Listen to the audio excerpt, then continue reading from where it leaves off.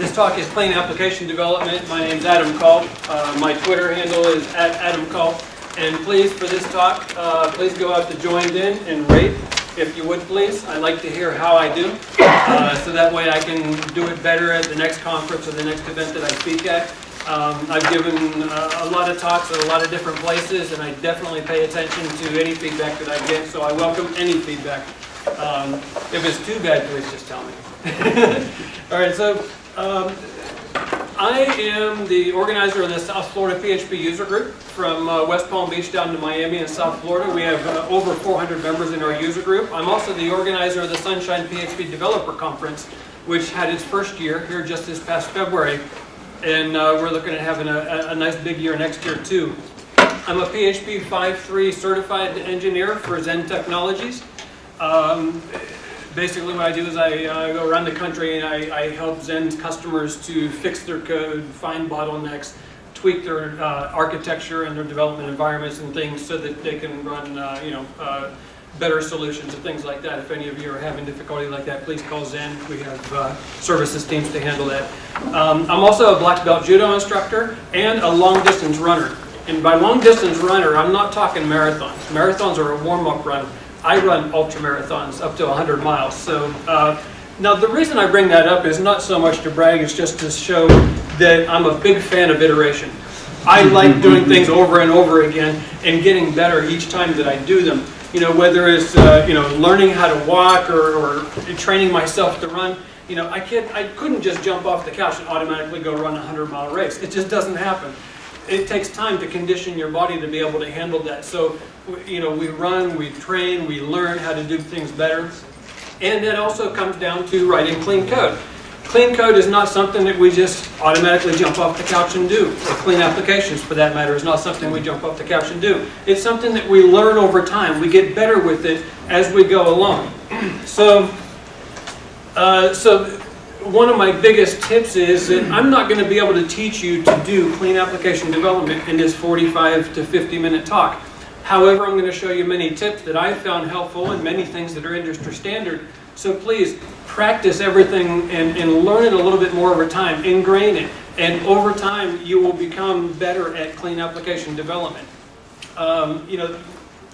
So one of the main rules that I always follow is whenever I'm in any code, whether it's mine or somebody else's, because I often, in the past I've been a freelancer and now working for Zen, I'm working with multiple different customers, I'm always in somebody else's code.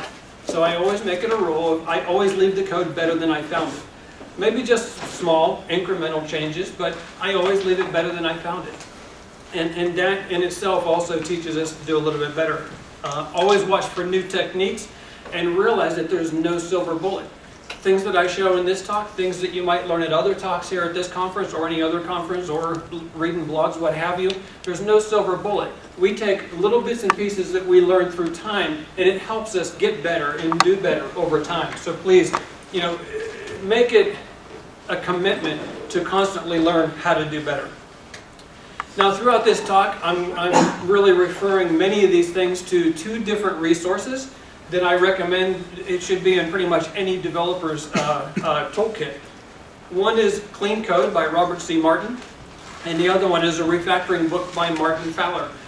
Many of you have probably already heard of these books, maybe you've read them. If you haven't, I encourage you, please, pick up these books, whether it's a PDF version or go out to Amazon, pick them up. These should be on every developer's bookshelf. There's many other books too. These are just two that I found very helpful. So please go out and check out these books and read them. So when it comes to clean application development, bad things happen. Disasters happen that cause us to not write clean applications and not follow doing clean applications. One is writing dirty code is easy. Anybody can learn PHP or any other programming language for that matter, and they can do it poorly. Okay, it's something that is very easy to do. So that's one reason. Another reason is short deadlines, impatient bosses. How many people have ever heard their boss say, take all the time you need to do your development?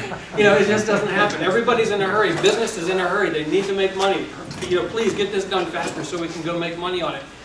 Another thing is laziness. Developers are notoriously lazy. I'm probably the laziest person in the world when it comes to development.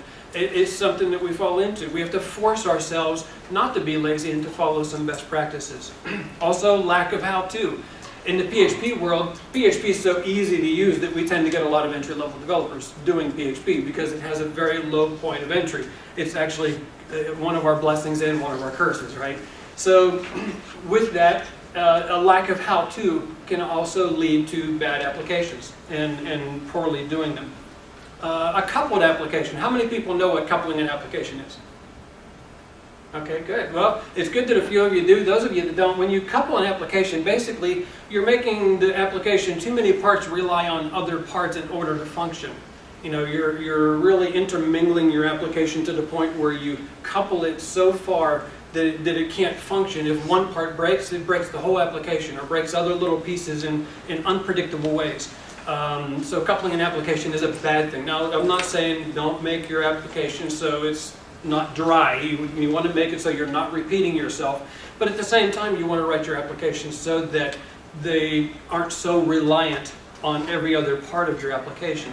If you have a function and it's supposed to do something, it shouldn't rely on another function so that it can do its thing. It should be more encapsulated so that way it can perform the function without relying on something else, as much as possible. And another cause of dirty applications is we get bored of the same old thing.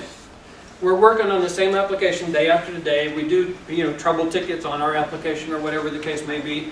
And maybe there's a new part of an application or a completely new application that we really want to be a part of. So we hurry up and do what we're doing just to get it done out of the way because we want something new and exciting. So bored of the same old app. And of course, something that we're all probably guilty of is as we're developing something, we're in a hurry to get it done, or maybe our boss is pressuring us. So we say, I'll do this really quick and I'll come back and fix it later. How many have said that? Okay, so we've all done it. We've all written something. Do we ever go back and fix it later? Generally not. There are times, but generally not. So we end up with the application degrading over time to become very bad. So with all of these things, what it comes down to is we generally are the cause of the bad applications. Us, we're working in it, we're going over that. So we've all seen bad code, right? And if you have this look on your face looking at code, there's problems. So, the result of bad code, maybe it's wasted time as everybody's introducing new features into an application or what have you. It's wasted time because they have to spend too much time doing something else. Introducing new bugs, where one part of the application has caused a bug in another part, or maybe you just wrote a bug in the code while you were introducing new features. Excessive debugging. How many people in here are good at debugging? Nobody good at debugging? So I see some of the rest of you smiling, so you know where I'm going with that a little bit. If you're writing good applications and you don't have to debug, how can you possibly get good at debugging, right? So if you're good at debugging, it's usually a good indication of, we need to improve our development to the point where we're not spending so much time debugging, because you can't get good at something if you're not doing it, right? So also it can lead to procrastination. We're looking at code, we have bugs or something's coming up and we have a new feature that we have to put in and we put it off. We're like, I really don't want to touch that again. So we put that feature off to a future time. Missed deadlines, where writing bad code or bad applications at one point or another has caused, different bugs and increases technical debt. Technical debt is, everybody kind of familiar with that? Technical debt is where, over time, writing bad code or saying I'll come back and fix that later, eventually it raises up. You have 1 item, 2 items, 3 items, 4 items, and before you know it, you have a lot of items that have been built up in your application over time, little things that you've overlooked, or maybe you wanted to overlook them, and eventually those all build up. And much like a credit card, right? You charge up your credit card with things. Eventually, once it gets maxed out, you got to do one of two things. You either pay it off, or you go bankrupt. Well, with code, it's much the same way. You either refactor it and pay off that technical debt, or you go bankrupt and you completely rewrite the whole application. right? So that's technical debt. So we want to stay away from technical debt as much as we can, but it is one of the results of doing bad applications. And of course, if you have technical debt, and you start building up different bugs in your system and you overlook them, one of the pitfalls in that is that it makes deadlines fall behind. So you have a lot of technical debt, your boss says, well, I need this new feature. You say, okay, 6 months. I'll have it done in 6 months. 6 months comes by, I need another month. I need another month and a half. I need to test it, we need to get it going. Well, eventually those missed deadlines translate into lost revenue for the company because the customers are waiting on these new features. If the company does not have these new features, the customers are going to go elsewhere. So it translates into financial loss and can actually become a company killer. And then of course another result, I didn't write it. I didn't write that. Somebody else wrote that. I don't know where that came from. We generally, reacting to bad code can come out in a few different ways. We severely pad our estimates. How many people, their estimation is, okay, here's how many hours it's going to take, now let me double that. How many people do that? That's quite often the practice. And it's usually a good indication of either you don't know the application well enough, which is okay if you're a freelancer and you're working on new applications, you don't know it much. If you know the application really well and you're padding your estimates, chances are you've programmed yourself into a hole, too much technical debt and things like that. So that's one of the aftermath items. Another one is you hide. This is common with freelancers. The customer approaches them and says, hey, I need this new feature. And you say, okay, yeah, I'll have that in a month. Well, a month comes by, the customer's like, where's my feature? They can't find you, you're hiding. You're like, oh, I don't want to tell them I don't have it done. Hurry up, over the next couple of days, I'll go ahead and push it out really quick, and then I'll get it done. Well, after those couple of days, the customer's still calling, where are you, where are you, I'm looking for you, and then you're still hiding. You're like, oh, only a couple more days, I'll have it done for them. So, and then when they do finally get in touch with you, you become defensive, and you're like, oh, no, I didn't, it's because you changed the scope. It's because you changed what I was supposed to be doing. We blame others, and we blame people on the requirements. You didn't give me enough requirements, so I had to piece it together as good as I could. And then our bosses, when they look at it, eventually, they're like, well, what if I give you more developers? If you can't do it with one, if you can't do it with two, if you can't do it with three, what if I give you 2 more? Then you can do it faster, right? And you can do that for a while, but after, at a certain point, then, too many developers just trip over top of each other. And of course, the real extreme end result of all this is just change jobs. If you don't want to rewrite the application, you've dug yourself a hole so much, you end up changing jobs. Or you rewrite the application. So, some of the indicators that we're running into situations like this, or that we're programming poorly, are referred to as smells. Has everybody heard of code smells? Code smells are called smells because in terms of something being spoiled, right? If a steak is spoiled and it's in the refrigerator, you open up the refrigerator, you smell something. You don't know what it is, but you can smell it. And the smell itself is not actually what's spoiled. The meat itself is spoiled. Well, code is the same way. You have certain code that is bad, and it creates a smell. And usually that smell can be indicated from other code, pointing to it. It's like an indicator, if you will. Different things in the system, like incomplete error handling, memory leaks. Speaking about incomplete memory handling, how many people have opened up a PHP or any other application for that matter, and you turn error reporting on all the way, maybe even E strict, and you just see this huge screen of error after error after error.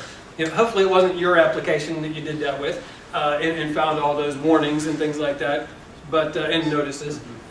But that's incomplete error handling, where that is not being handled appropriately. Or maybe you turn on error reporting on a production server, and the customers are seeing those notices and errors and everything on the screen because they're not being handled correctly. That's an extreme case, but I've seen it. So those are really slap you in the face indications of a code smell. Also, memory leaks, where maybe the code is a little bit too complex. You've got iteration, you've got too much too many variables being copied from one place to another. You have arrays that aren't being emptied out and they continue to persist. You have something stored in globals that just doesn't ever go away, and it's adding up to a memory leak over time, and before you know it, you get the white screen of death, right? In PHP, it's the white screen of death because it's just your system ran out of memory. It doesn't even tell you what's wrong. It's just a white screen. So, after a while, you get to know that that's a memory problem. Race conditions, where a couple of sections of code kind of rely on each other, but maybe one got done faster than another one. And so now it causes the second one to fail, and you can't figure out why. So race conditions can cause that. Inconsistent naming convention. Maybe you use camel case in one place, and you use Studley caps in another place in the code. And so now you're looking at it, and you're looking at, is it a class? Is it a function? Is it a variable? Based on the naming convention, I can't tell. Naming conventions help filter out some of that things. It's a small area in coding standards, but naming conventions can help simplify that. Inconsistent coding standard is another one. How many people have a coding standard in their applications and follow the coding standard and stick to it? And this is the way the coding standard is supposed to be. It's not enough hands. That's scary. Please follow coding standards. I'll talk a little bit more about that in a little bit. And we'll talk about coding standards. Uninitialized variables. That's the biggest reason for getting warnings when you turn on error reporting all the way. You get those notices. It's because this variable wasn't initialized, but then you tried to use it later. It didn't exist before you tried using it. And so those are some code smells. Usually a clear indication that something may be wrong somewhere. Coding lacks clear purpose. As we go through code, and the next one, functions doing too much, more than one thing. How many have been inside code, somebody else's, your own, whatever the case may be, and you see functions that are thousands of lines long. I've seen thousands of lines long functions, 2,000, 3,000 lines. If it's a function that's 2,000 and 3,000 lines, first of all, it's not testable at all. And how can you possibly follow the flow of the application, right? Can you look at a function in 2,000 and 3,000 lines and say, oh yeah, that's what it's supposed to do? You're going to spend days scouring that thing. I would say even if a function is 50 lines, it's too long. Definitely. Functions should try to be kept as small as they can and single purpose. Break your functions up a little bit. If your function is longer than 10 lines, I would say, chances are it's doing too many things. Not always the case. There might be a case for some larger switch statements that go larger, but generally speaking, 10 lines of code in a function is plenty. Globals used. Stay away from globals. I'm not going to say anything more about that. Well, I will. Okay, you twisted my arm. So globals. Let's say you're looking through the application, right? You're getting an error and you can't figure out where it is, but you nail it down. Finally, you figure out, okay, it's this variable, but that variable is global. Where the hell was it set? It's global. Where in the application do you look to see where that global was set? Because it's global, you don't know. It's not encapsulated in a function. It's not in a class. You have no idea where it is. So then you have to do a code. You grep the code or whatever you do for searching and look through the code to figure out where that variable is set. Well, what happens if it's a very common global, like a database connector, and all of a sudden you've got it thousands of places in your application? Where is it wrong? It's global, right? So please don't use globals. It's just not a good idea. Too many comments in code can also be a code smell. If you have to write a function to explain your code, you did it wrong. Comments are good. I love comments. Comments should definitely be in the code. But your code should also be somewhat self-documented. You shouldn't have to explain what you're doing in a comment. A comment is nothing more than a way for you to be able to search through the code and very quickly spot things, because the comment is there. A comment should not be explaining bad code. Clean up your code, and I'll cover this a little bit more depth, but clean up your code a little bit and don't rely on the comments to explain what I did there. That's not the proper way to do commenting. And then notices, warnings, and fatal errors, I kind of covered those. How many people have heard of Code Sniffer? Anybody use Code Sniffer? Okay, good. Got a few. Code Sniffer is a package out in Pair, created by well, a few different people, there's a team behind it. But anyways, Code Sniffer, what it does is you can put a list of rules in Code Sniffer and tell it to look at your application, and based on these set of rules, it'll tell you where somebody didn't follow a coding standard that you have in place. If your variables are named incorrectly, there's different things that you can do. It's a very robust tool to use. I recommend checking out Code Sniffer. How many PHP developers do we have in here? Okay, good. So with PHP, I use PHP Storm. It's a great IDE. I love using it. It actually has Code Sniffer. You can address it within the tool, the IDE, and it'll actually do code sniffing live while you're coding. So if you have a set coding standard and you're following it, which you should be, then you're typing along and Code Sniffer just brings up your little things here and there. And at the end of it, once you finish coding, spot on where you might have varied from your coding standard. So it's priceless. And of course, you can run it as a command line separate tool as well. Coding standards, I said we were going to talk a little bit about that. Has anybody heard of PSR? PSR coding standard?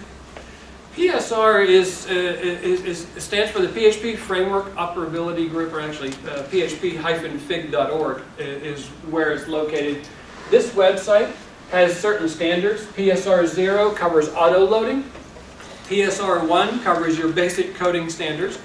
PSR 2 covers a coding style guide. Coding styles are different from coding standards, right?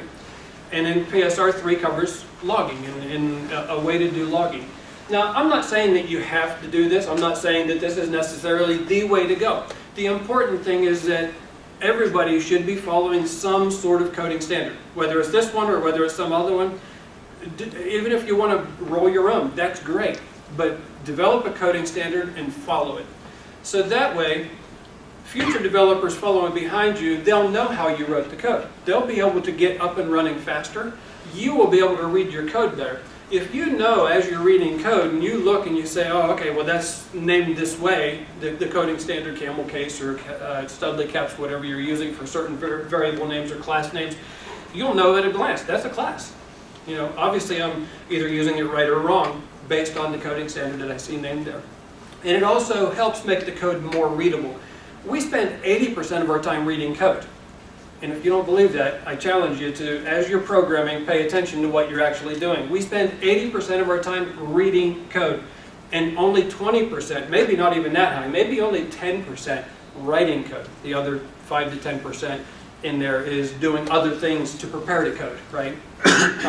So if we're spending 80% of our time reading the code in order to know how to code, doesn't it make sense to make it standardized so that way it's faster to read? Thereby reducing the 80% that we have to read code, it gives us more time to be productive, right? And again, one of the things I said is just choose one coding standard, whether it's your own or somebody else's, and follow it. PSR 0 is a good starting point. A lot of the frameworks and a lot of the other libraries out there are starting to migrate toward a PSR coding standard.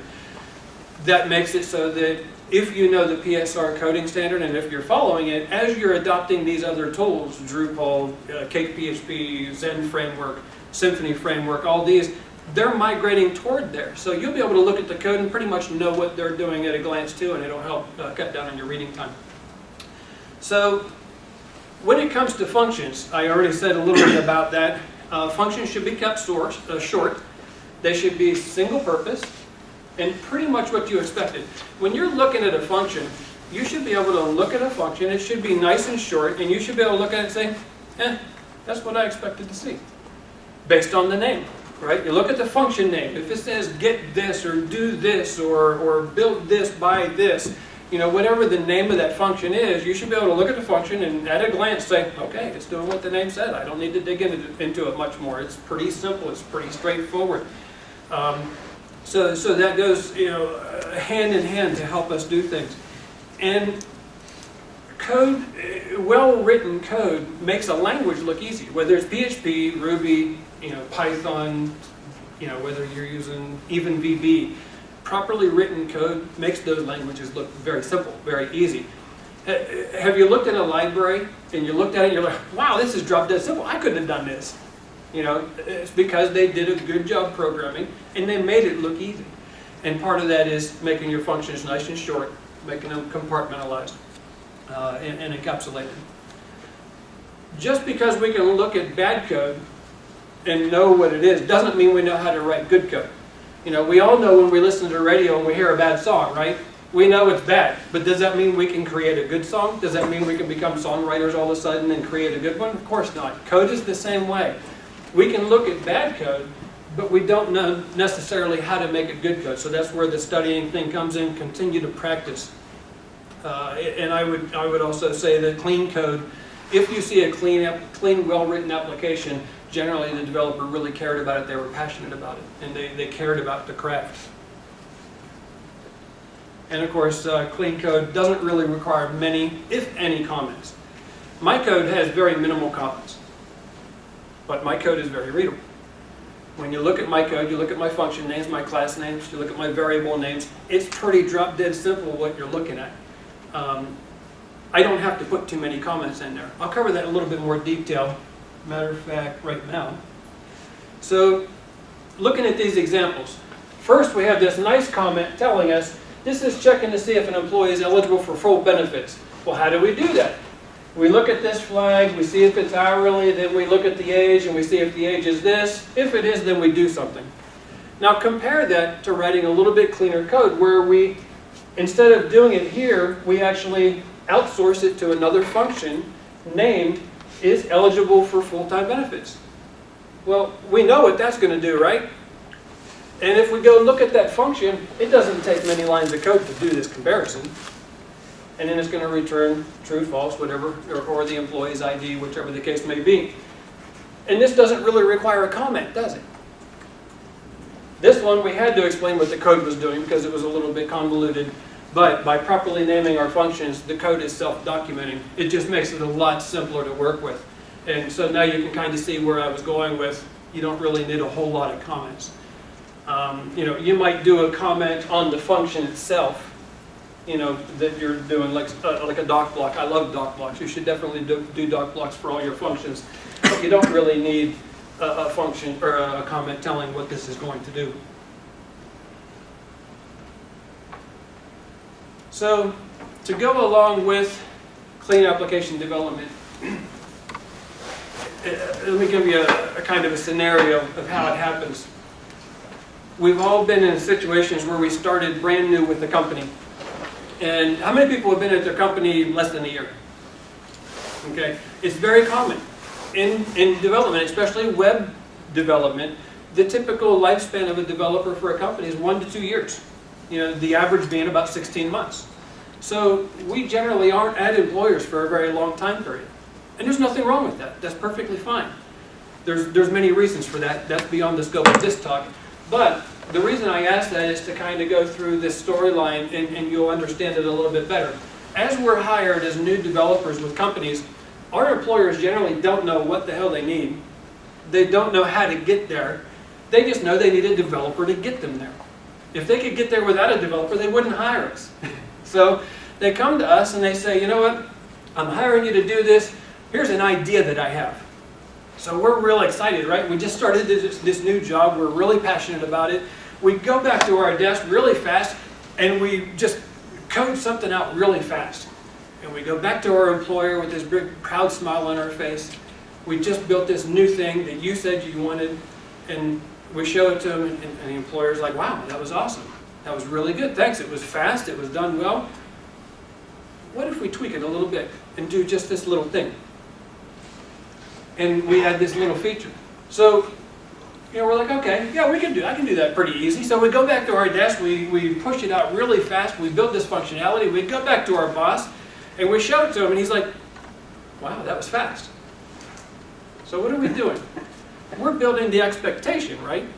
Because our boss had no idea how fast or slow we could do something. He had no idea really how fast an application could be built. We just built the expectation for our employer. Now, he's starting to see that we can do things a little faster than he thought. Now keep in mind, we didn't do any unit testing. We didn't do any test-driven development. We probably didn't follow a coding standard. We probably didn't have all the things in place that we should have done to be a professional developer. But our boss continues to give us features. We go back to our desk, we push it out really quick. After a while, those start to slow down. Because one time we put something in front of our boss and all of a sudden there was a bug. He was demoing it and he's like, oh, that didn't work quite the way I thought it was going to. Or it didn't work at all. And so you're kind of embarrassed. So what do? We start adding time to our estimates. We say, well, wait a minute, next time, I know it's going to take a little bit longer for me to go through and double check, because now we're starting to do what? To couple the application, right? We're starting to build the application's dependencies for other parts of the application. So it starts to slow down a little bit. We start padding our estimates. We take it back to our boss, but eventually, after we keep adding and keep adding and keep adding, we still get into a situation where there's bugs. Everything starts slowing down. Before you know it, what took us a day started taking us a week, then it started taking us a month, then 2 months, then 3 months, and before you know it, every estimate is 6 months. How many have been in that shoe? Or those shoes? Everything is 6 months. How long is it going to take? 6 months. Well, how'd you know that so fast? Well, everything takes 6 months.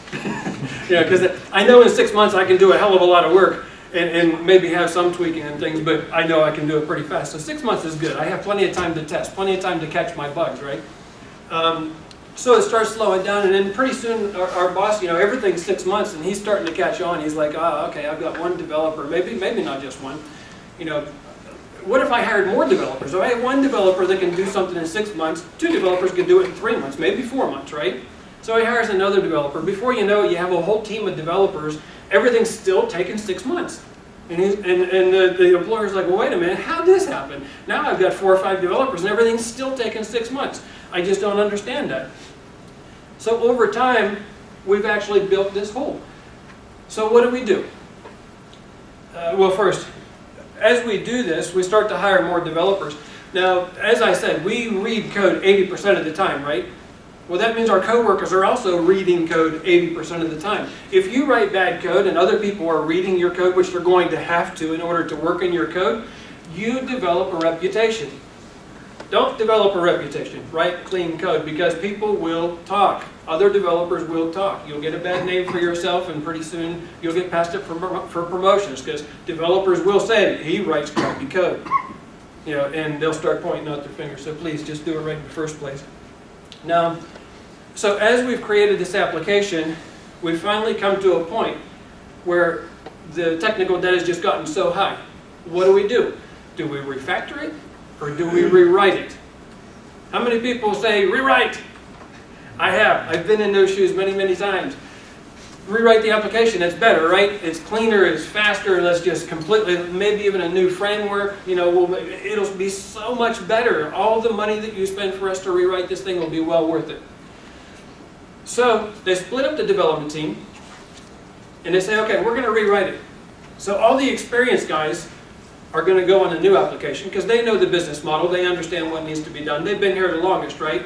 The new guys, we're going to put them on the old application and let them maintain the old application while the new application is being built. Now, does anybody see where I'm going here? The old guys who wrote most of the crappy code, we're going to put them on a new application and expect them to do better. It seems kind of anti. But anyway, so they do it.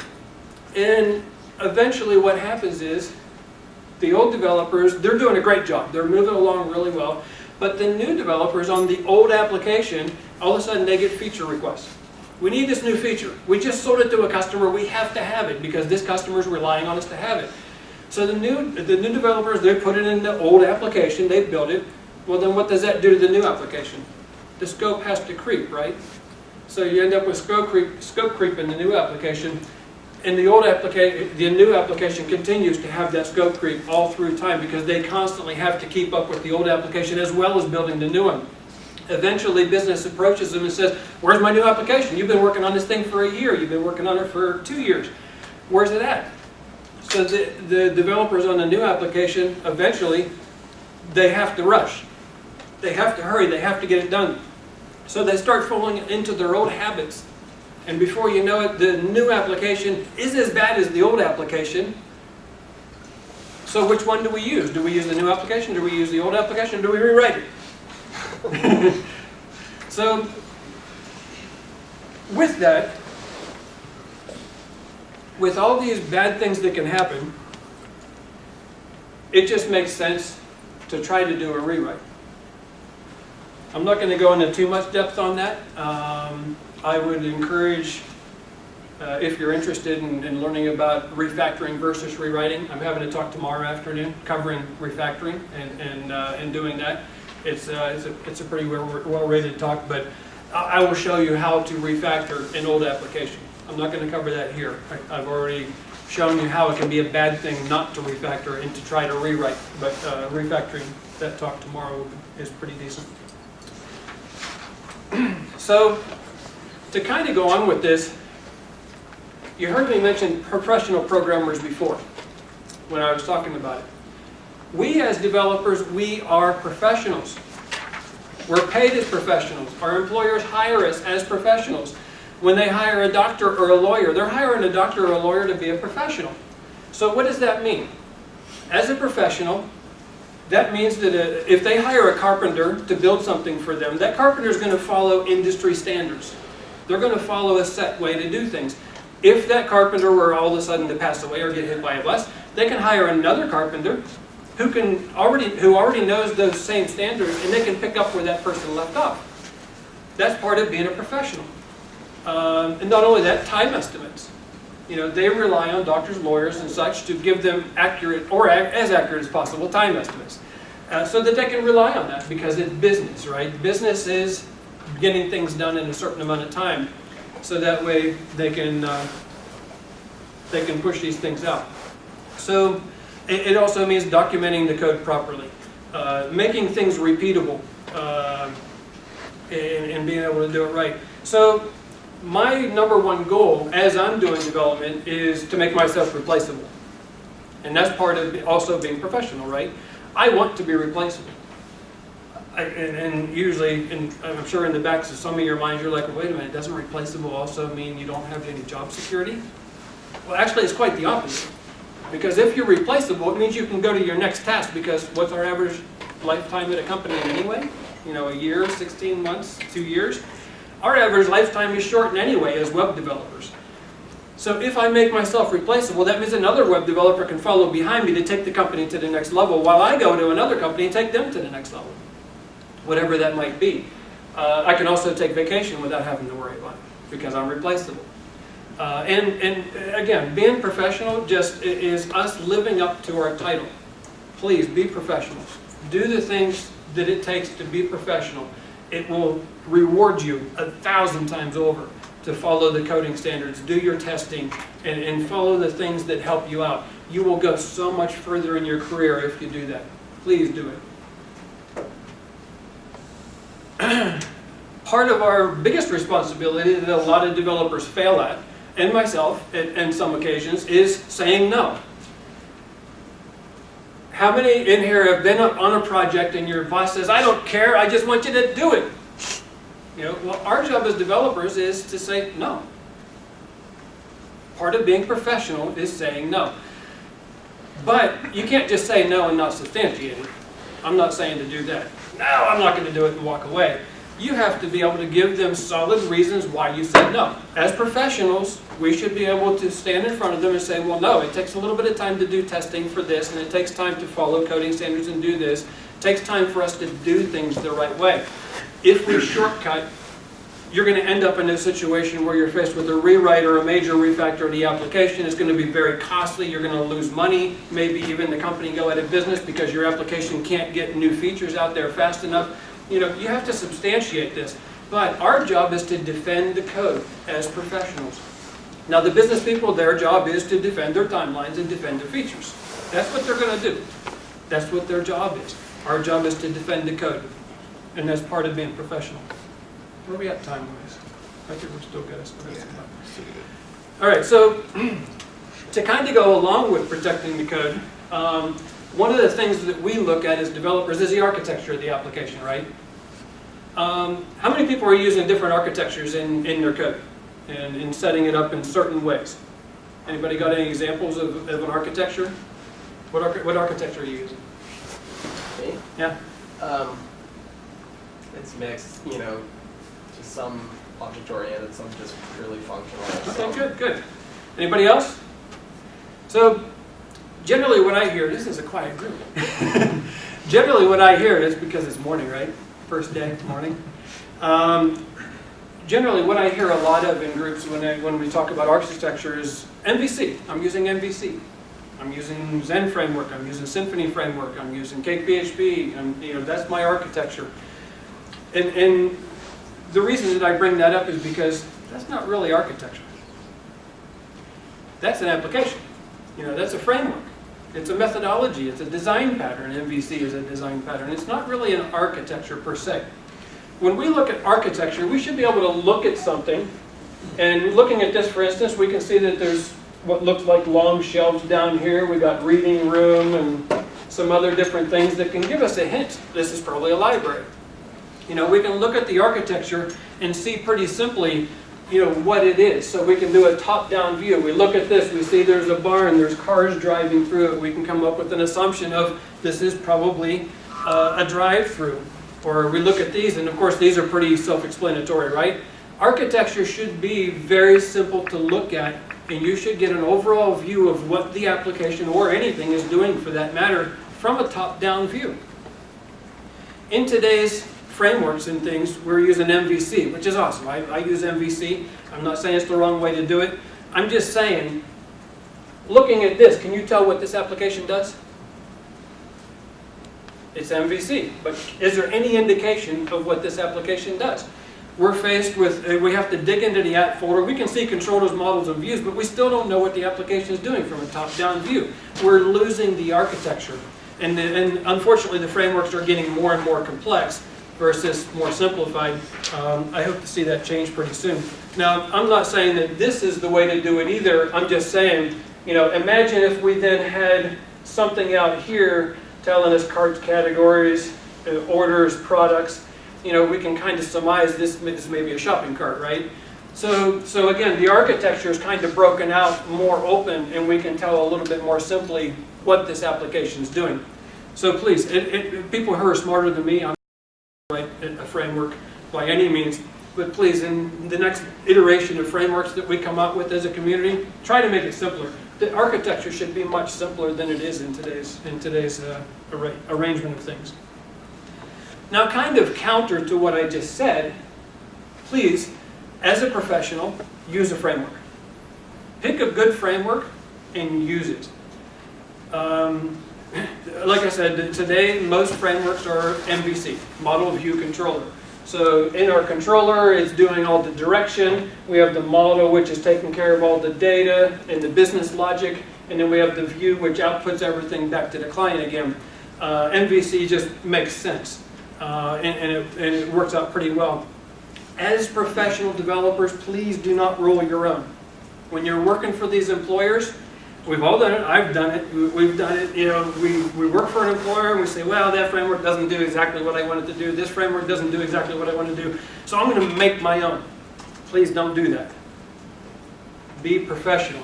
As part of being professional, we're what? Replace them.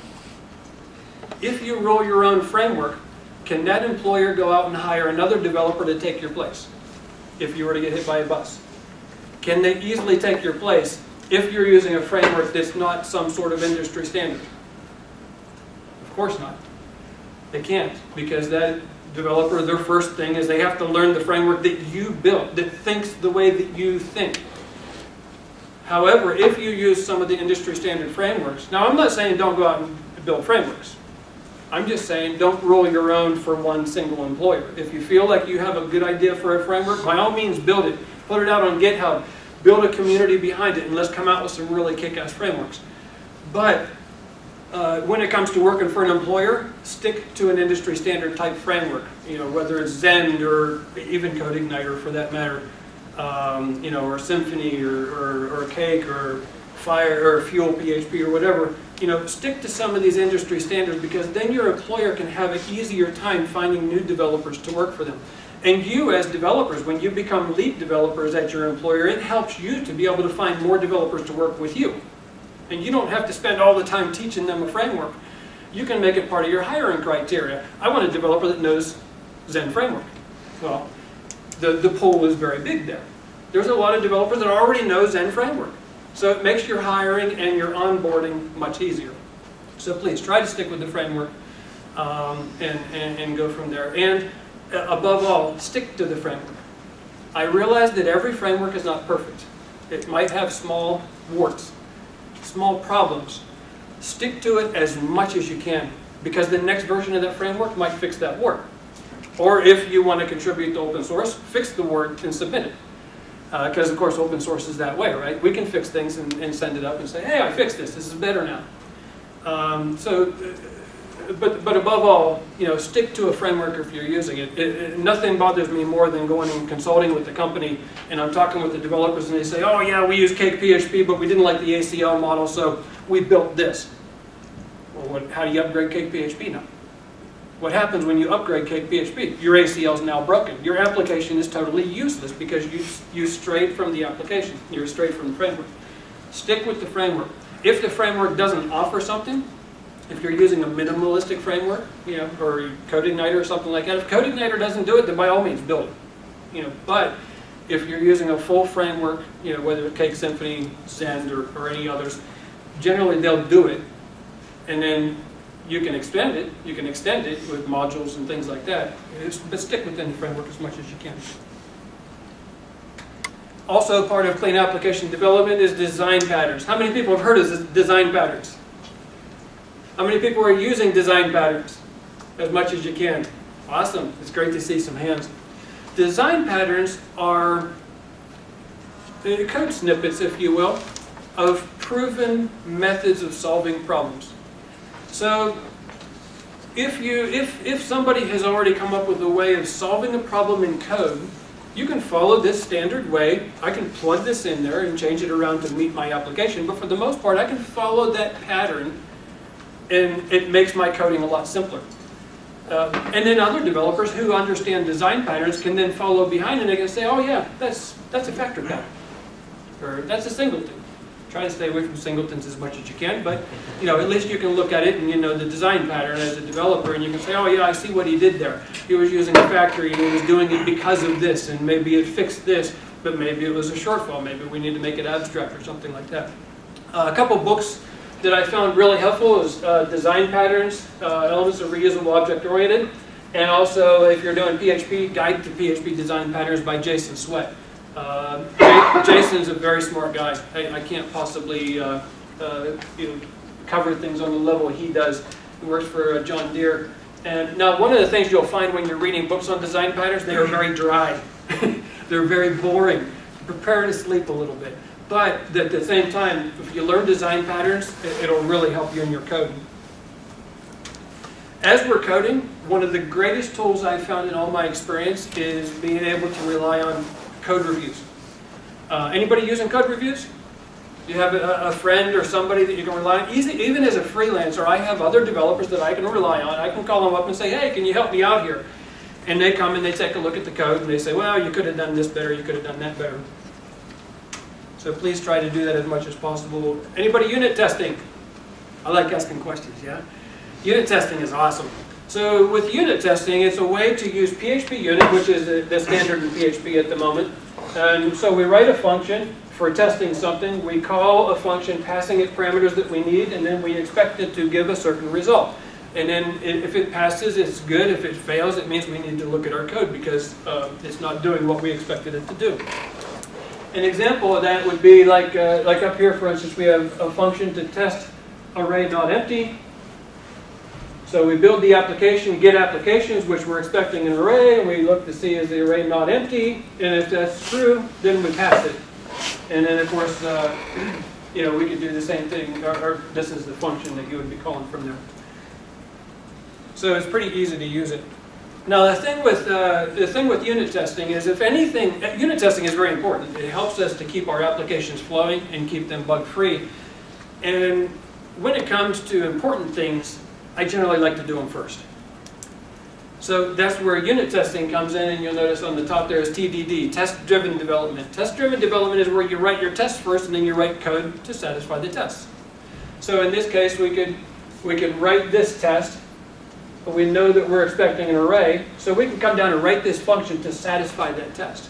And it's pretty simple to do that. All we're doing is writing the function, we're outputting an array. When you do test-driven development, you generally find that your applications become much smaller than they were in the past, because all you're doing is making a test pass. You're not writing a lot of code and then trying to figure out how to test it. You're writing the test and writing the little bit of code it takes to make the test pass.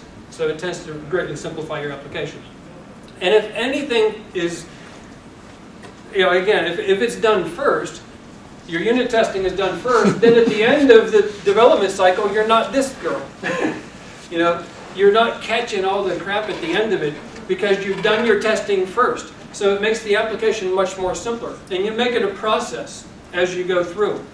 And so you do your testing first. You can move your QA people to the beginning.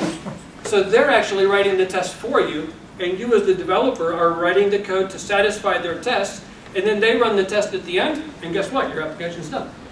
Then they're just doing functional testing, which can be done like in a unit testing format. Now I'm going to skip a couple slides here very quickly because we're reaching the end. As you're going through, please name your variables to mean something. We have good and bad, where instead of staying very open, we kind of narrow down exactly what our parameters are so we can look at them and tell what's going on. And of course, we want to make sure that they're very specific and that we follow a certain methodology. All those kind of look similar, and they could return the same thing. By naming them correctly, in our code, we simplify the way the application goes. There's no confusion of what it is. And of course, try to stay away from capital L's, uppercase O's, or uppercase I's because they can be confused with other things. So try to stay away from those as much as you can. I'm going to skip over. Anybody doing Agile development? Agile's good. Agile's awesome. Try to use Agile. Now, I'm going to say something kind of controversial, and that is Agile is not meant for developers. But do it anyway. Agile is meant for business to keep up with their developers. So get your business involved. If your business is not involved, then why do Agile? If the business people aren't helping you to get to keep track of your application, then there's really no need for them to be involved. But by keeping business involved, that is what Agile really does, is it helps business to monitor what you're doing, not as a time card or anything like that, but just to know what they're doing so they can recover. If you're falling behind, business knows it so that they can recover very quickly. And with that, I'm going to go ahead and close. Thank you very much for coming. I hope you learned something. I hope you picked up on some new things.